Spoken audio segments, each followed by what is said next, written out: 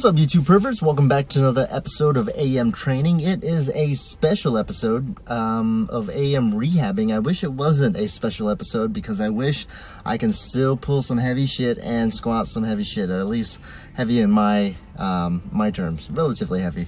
It's not 600 pounds squat yet, but it'll get there eventually after I rehab. So, if you're talking about why are you rehabbing, well, you probably didn't see last episode. I snapped my shit up. So if you haven't seen it, check this out.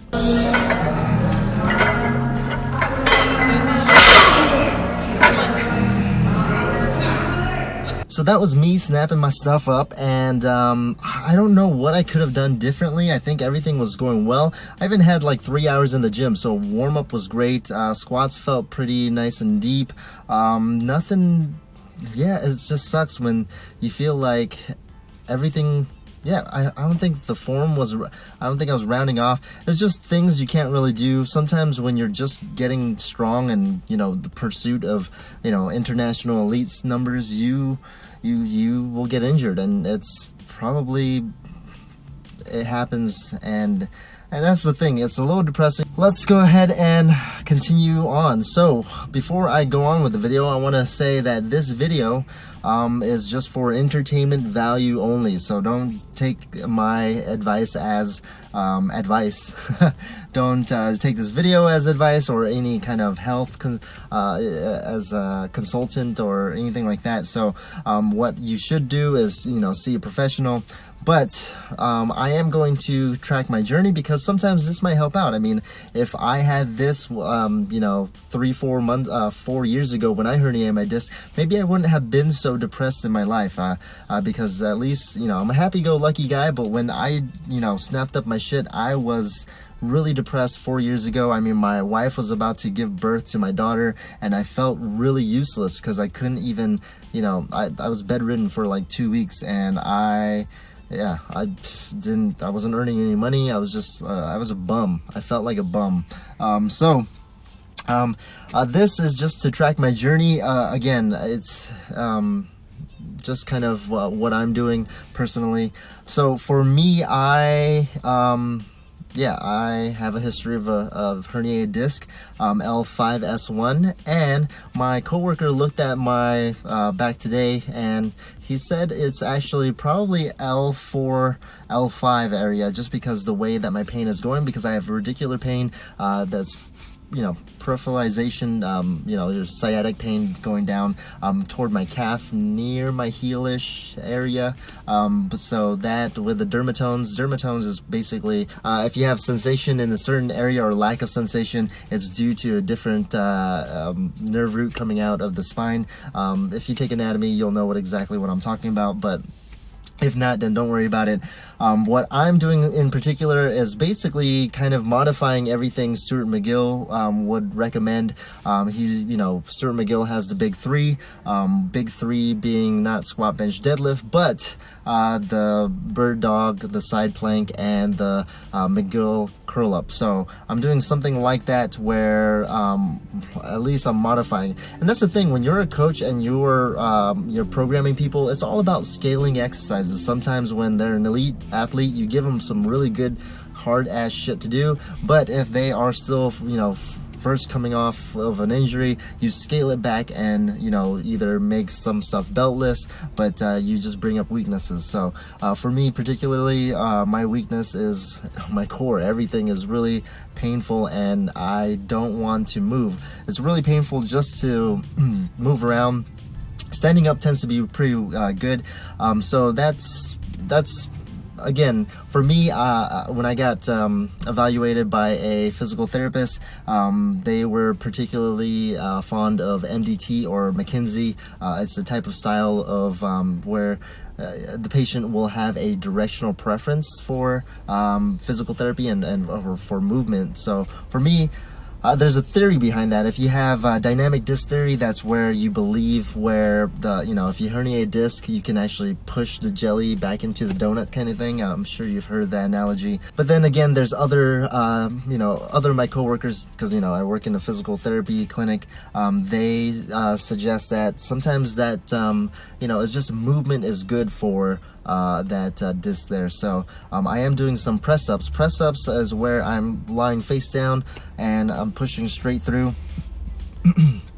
I'm pushing up, so I'm getting a nice extension passively. And the whole idea there is, again, pushing against that jelly back into that donut. But if you are not a believer of NDT or more of a mulligan style, then you are going to, have different theories on why that would be beneficial. Again, that's kind of like, getting movement into there, getting nutrition and all that good stuff toward that deranged disc. So what am I doing in particular? Right during lunch, actually I'm doing this like 5 times a day. So 5 times a day, because I'm doing different exercises, but there's 3 things that, even with regular programming, you have intensity, volume, and frequency. So of course, intensity and volume are down with these exercises because, again, they're not really difficult, they're not really heavy, but with that being the case, then you just up the frequency, and that's what I'm doing.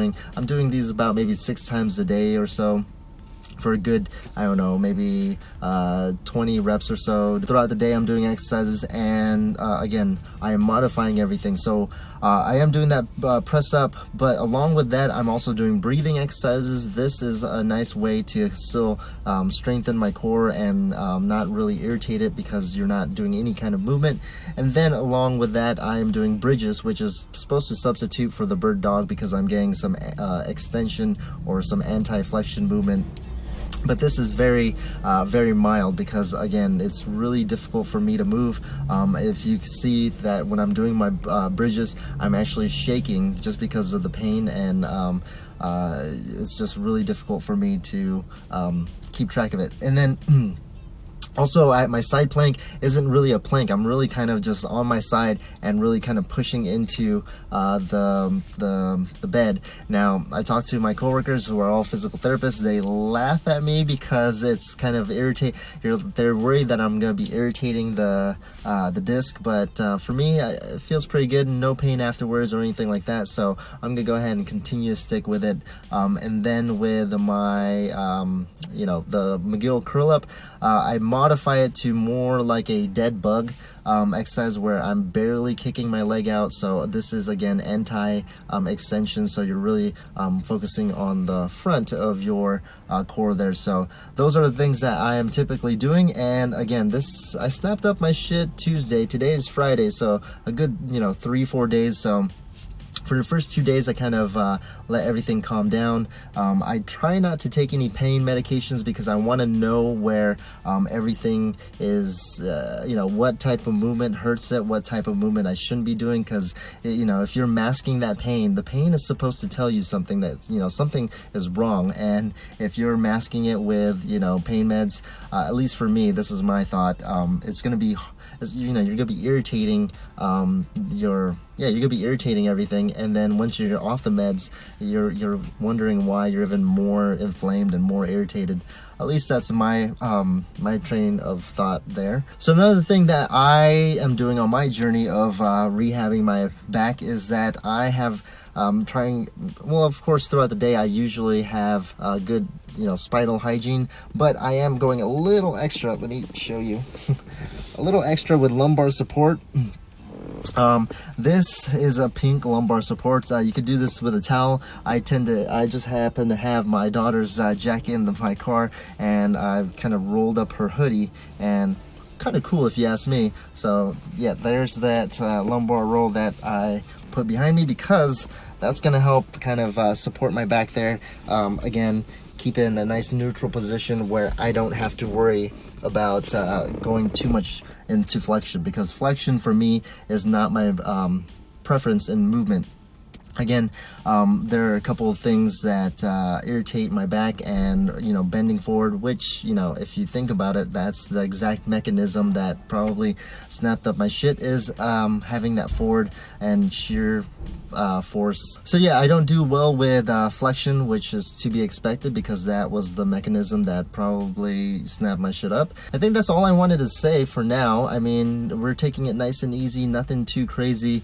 I'm hoping for at least, you know, I'll get underneath the bar within 4 months, because when I initially herniated my disc, it took me 9 months in order to get underneath just an empty bar and get going. So I'm pretty hopeful. So any of you guys that are watching and kind of depressed and you guys just snapped up your shit, I was really depressed. I was there before. I was kind of yeah, it just sucks, you know. You're in pain and you just feel useless. But everyone's asking me, well, how come I'm not worried? Like, how come I'm not freaking out? And for this time around, I mean, I've been through it. I know I can fix it, and that's the thing. You will get through this. I'm not a fan of surgery. I just might be a little biased because I work in physical therapy, and you see all the botched surgeries. So at least that's kind of the population that we get, because, you know, if they had a successful surgery, they wouldn't see physical therapy. So it's kind of hard